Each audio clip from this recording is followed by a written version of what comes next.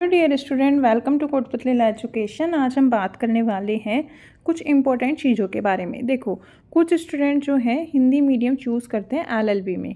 ठीक है, अब जब हम हिंदी मीडियम चूज़ करते हैं और आगे जब हम जैसे कोर्ट में जाते हैं तो उस टाइम काफ़ी दिक्कत होती है कि हमें इंग्लिश नहीं आती है, वर्ड्स का मीनिंग ही नहीं पता होता है कि इसको इंग्लिश में क्या बोलते हैं, और अगर इंग्लिश का कोई वर्ड्स बोल दिया तो हिंदी में क्या बोलते हैं। इस तरीके की समस्या हम देखें कि इंडिया में जो भी एलएलबी करते हैं उसमें से जैसे 90% लोगों के साथ यही प्रॉब्लम रहती है, इंग्लिश वाली समस्या। तो आज हम उसके बारे में देखेंगे कि किस तरीके से आप लॉ स्टूडेंट हैं जो कि हिंदी से इंग्लिश इजीली ट्रांसलेट कर सकते हैं और किस तरीके से आपकी इंग्लिश है जो कि इम्प्रूव कर सकते हैं।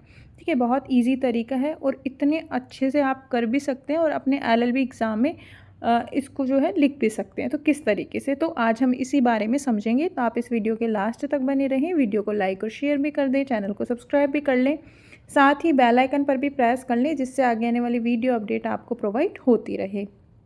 तो चलिए अभी हम देखते हैं कि किस तरीके से आप ये सारी चीज़ें कर सकते हैं। साथ ही अगर आपको एलएलबी नोट्स चाहिए, हैंडराइटिंग फाइल्स चाहिए, ठीक है, बनवानी है प्रोजेक्ट फाइल्स, तो आप वो भी बता सकते हैं। इस व्हाट्सएप कॉन्टैक्ट नंबर दे रखा है, वहाँ पे आप मैसेज करें और जो भी अपनी डिटेल्स हैं वो बताएं, मीडियम, यूनिवर्सिटी, और उसके अकॉर्डिंग हम आपको प्राइस भी बता देंगे और उस अकॉर्डिंग आप अपना सिलेबस बताने के बाद आप अपने नोट्स परचेज़ कर सकते हो। ठीक है, साथ ही आप हमें इंस्टाग्राम, टेलीग्राम, व्हाट्सएप पे भी फॉलो कर सकते हो। डिस्क्रिप्शन बॉक्स में सभी के लिंक है, वहाँ से आप फॉलो कर सकते हैं। तो चलिए अभी हम बात करेंगे अपने जो क्वेरीज़ हैं उनके बारे में। देखो, सबसे पहले प्रॉब्लम आती है हिंदी मीडियम स्टूडेंट को कि जब जैसे ही वो एलएलबी में एडमिशन लेते हैं तो जो उनका सिलेबस होता है ना, वो क्या होता है, वो आता है इंग्लिश में। ठीक है, मैंने मोस्टली यही ऑब्ज़र्व किया है, जितने भी स्टूडेंट आते हैं उनको क्या होता है, अब जो सिलेबस है वो तो इंग्लिश में दे दिया, अब उनको सब्जेक्ट्स के नेम भी नहीं पता। एक्चुअली ये बात होती है, इसमें कोई शर्म की बात नहीं है क्योंकि इंडिया में मोस्टली क्या है, हिंदी ही जो है चलती है और हिंदी ही यहाँ पे बोली जाती है, तो हम इंग्लिश पे इतना फोकस नहीं कर पाते।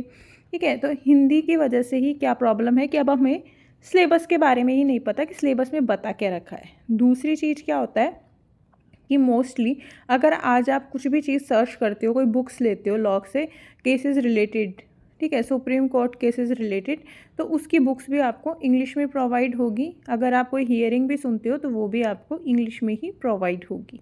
ठीक है, तो अब ये भी समस्या ही है।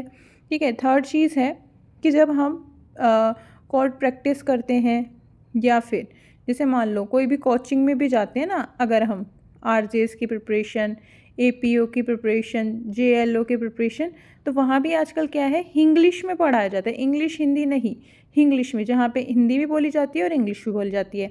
अब दिक्कत कहाँ आती है कि जो हिंदी मीडियम वाले बच्चे होते हैं ना, उनको इंग्लिश समझने में, इंग्लिश के वर्ड समझने में बहुत सारी प्रॉब्लम्स होती है।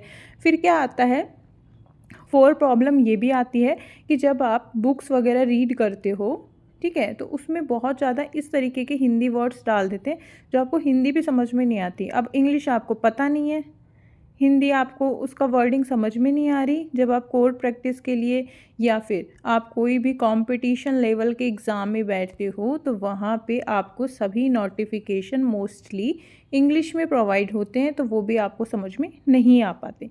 तो इस तरीके की समस्या हो जाती है। तो सबसे पहले आज हम सिलेबस को ही देख लेते हैं। देखो, अब एलएलबी फर्स्ट सेमेस्टर में या फिर फर्स्ट ईयर में गए तो देखो कॉन्ट्रैक्ट एक होता है। ठीक है, कॉन्ट्रैक्ट को हम क्या बोलते हैं, संविदा। ठीक है, आप लिख भी सकते हो। बहुत सारे स्टूडेंट की क्वेरी आती है डेली बेसिस कि मैडम हिंदी में सिलेबस नहीं है क्या, हिंदी में सिलेबस दे दो। अब हिंदी में आता ही नहीं है तो मैं कहाँ से दूँ। ठीक है, कॉन्स्टिट्यूशन को क्या बोलते हैं हम, संविधान। ठीक है, संविधान। ये हो गए आपके दोनों सब्जेक्ट्स के नेम। फिर है उसके बाद आपका एक आता है लीगल इंग्लिश। ठीक है, ये लीगल इंग्लिश ही रहता है, जिसको हम हिंदी इंग्लिश ऐसा कुछ भी नहीं है, जिसको हम कानूनी अंग्रेजी बोल सकते हैं। पर ये वाली जो हिंदी है ये तो हिंदी मीडियम वाले भी नहीं बोलते होंगे। लीगल इंग्लिश सभी समझ जाते हैं कि लीगल जहाँ वर्ड आ गया वो कानून से रिलेटेड ही है। उसके बाद आता है आपका हिंदू लॉ। पर हिंदू लॉ जो है ना, वो डायरेक्ट नहीं लिखा होता, हमेशा फैमिली लॉ फर्स्ट लिखा होता है। ठीक है, फैमिली लॉ फर्स्ट, इस तरीके से लिखा आता है। ठीक है, अब आपको क्या करना है, फैमिली लॉ फर्स्ट में हिंदू लॉ होती है, हिंदू विधि। ठीक है, हिंदू विधि। और जहाँ फैमिली लॉ सेकंड आ गया वहाँ कौन सी होती है, मुस्लिम लॉ, मतलब मुस्लिम विधि। ठीक है, इस तरीके से ये आपकी सब्जेक्ट्स होते हैं। उसके बाद है आपका यहाँ पे, जैसे मान लो ज्यूरिस्प्रूडेंस आ गया, तो उसका मतलब क्या होता है, विधि शास्त्र। ठीक है, विधि शास्त्र। ठीक है, इस तरीके के कुछ जो सिलेबस है वो सबसे पहले आपको क्या करना होगा, एक साइड उसकी इंग्लिश लिखो और एक साइड उसकी हिंदी लिखो। क्योंकि अगर आपको सिलेबस की हिंदी इंग्लिश ही नहीं पता होगा तो आपको बिल्कुल भी समझ में नहीं आएगा।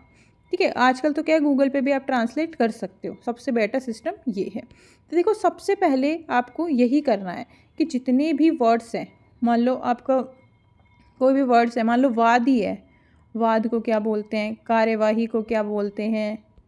ठीक है, अभी जैसे मैंने सब्जेक्ट्स के नेम बताए तो उनको लिख लो आप। ठीक है, मान लो जमानत को क्या बोलते हैं, ये तो कॉमन वर्ड्स हैं। अब आप बोल दोगे जमानत को तो बेल बोलते हैं। ठीक है, पर बेल होती क्या है और जमानत क्या होती है, तो इनके थोड़े थोड़े आपको डिटेल्स वाइज भी पढ़ना होता है। तो अगर आप डेली का टाइम वर्ड्स का रूल बना लो कि ठीक है, अब ये आप बोलोगे कि इतना एक्स्ट्रा टाइम तो हमारे पास बचता ही नहीं है। ठीक है, सबसे मेन प्रॉब्लम ये होती है। तो आपके पास क्या ऑप्शन है, मान लो आज आप कॉन्स्टिट्यूशन पढ़ रहे हो एग्ज़ाम के लिए। ठीक है, तो अब मान लो उसमें प्रीएम्बल आया वर्ड। अब प्रीएम्बल को क्या बोलते हैं, प्रस्तावना। तो जिसमें भी आप पढ़ रहे हो वहीं पेंसिल से लिख लो, प्रस्तावना को क्या बोलते हैं, प्रीएम्बल। ठीक है, अब मान लो फर्स्ट पार्ट आ गया, यूनियन एंड इट्स टेरिटरी।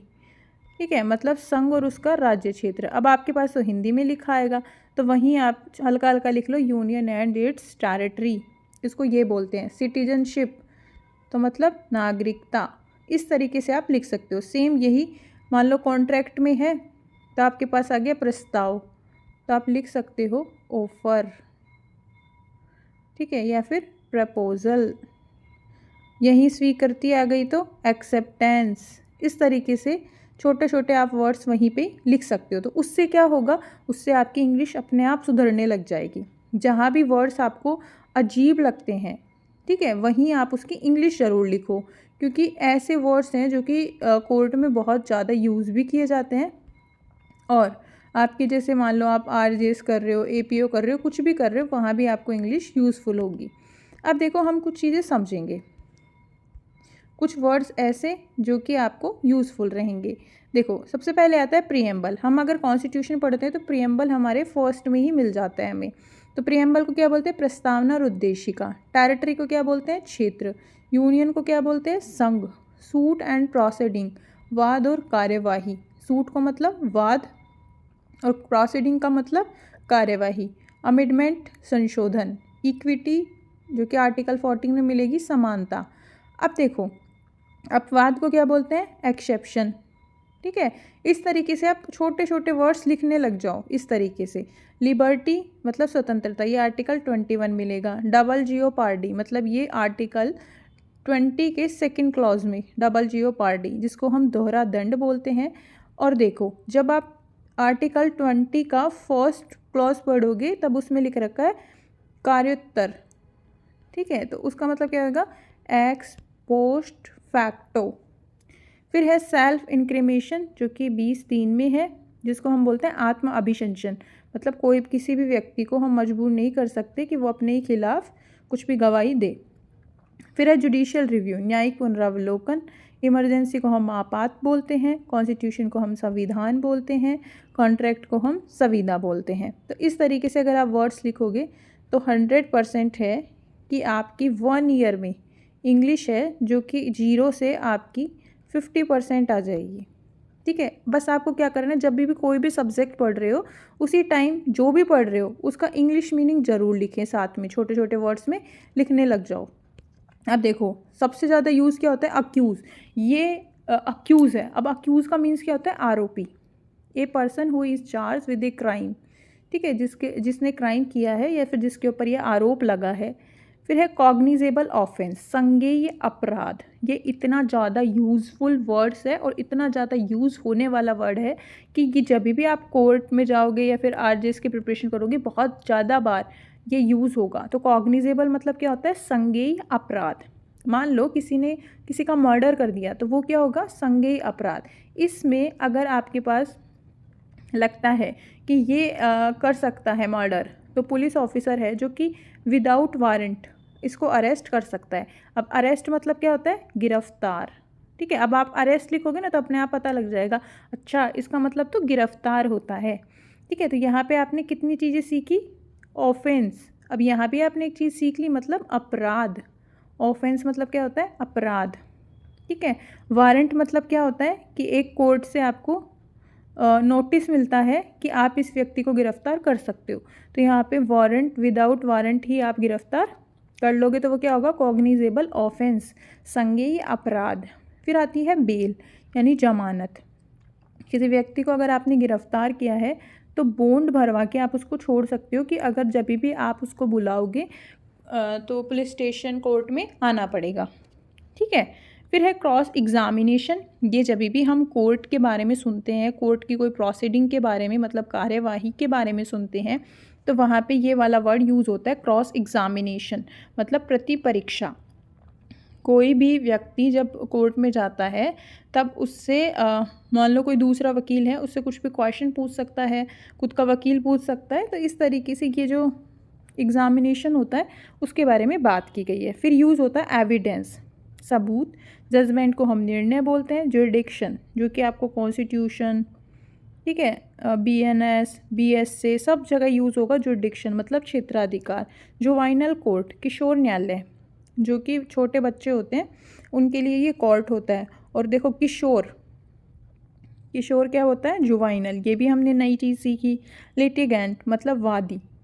ठीक है, और उसके बाद है माइनर मतलब अवयस्क, 18 वर्ष से छोटा व्यक्ति क्या होगा, माइनर पर्सन। और फिर 18 वर्ष से बड़े को क्या बोलेंगे, मेजर। फिर उसके बाद है ओथ, ओथ मतलब शपथ। ठीक है, ये आप कॉन्स्टिट्यूशन में बहुत बार पढ़ोगे। फिर है पैरोल, पैरोल मतलब होता है कि सज़ा का कुछ भाग, जैसे मान लो आपको 14 वर्ष की सज़ा दी तो 7 साल आपने सज़ा काट ली। अगर आप शांतिपूर्वक रह रहे हो, अच्छा व्यवहार है, तो आपको सज़ा के कुछ भाग पूरा करने के बाद कार्रवाई से रिहाई दे दी जाती है। फिर है प्लीडिंग, प्लीडिंग का भी हम बहुत बार वर्ड सुनते हैं। तो प्लीडिंग मीन्स होता है दलीलें। फिर है प्रतिबंधित, मतलब किसी चीज़ को हमने प्रतिबंधित कर दिया तो वो क्या होगा, प्रोहिबिटेड। ठीक है, तो इस तरीके से आप जो है यहाँ पे कोई भी वर्ड लिख के और उसके साथ इंग्लिश उसकी ज़रूर लिखें, तो उससे क्या होगा, आप बहुत जल्दी समझेंगे भी, बहुत जल्दी चीज़ें भी मतलब कवर करेंगे और इंग्लिश भी आपकी अच्छी हो जाएगी। केसेस लॉ के लिए क्या करें, तो केसेस लॉ के लिए आप इंग्लिश में है अगर कोई भी केस, तो अगर आप ये सारे वर्ड्स सीख जाओगे तो यही सारे वर्ड्स हैं जो कि आपके इसमें भी, जो जैसे केसेस लॉ है इसमें भी यूज़ होते हैं। साथ ही में आजकल गूगल ट्रांसलेट कर सकते हो, और जैसे मान लो जहाँ जहाँ आपको सीखना है तो वहाँ वहाँ उसकी हिंदी और इंग्लिश दोनों लिखते हुए चलो। मान लो इंग्लिश में केस है तो आपको क्या करना है, वहाँ पे हिंदी में छोटे छोटे वर्ड्स लिखोगे तो आपको क्या होगा, जब 2-3 बार उस चीज़ को पढ़ोगे तो ईजीली आपकी इंग्लिश और हिंदी दोनों रिपीट होती रहेंगी।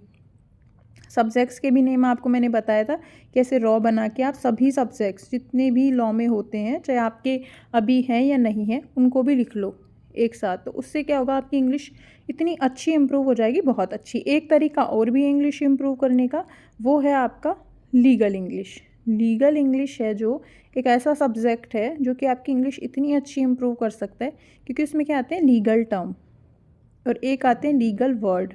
तो जब आप उनको लिखोगे ना, जैसे मान लो एफिडेविट है, तब आपको पता होना चाहिए कि इसको हम क्या बोलते हैं, शपथ पत्र।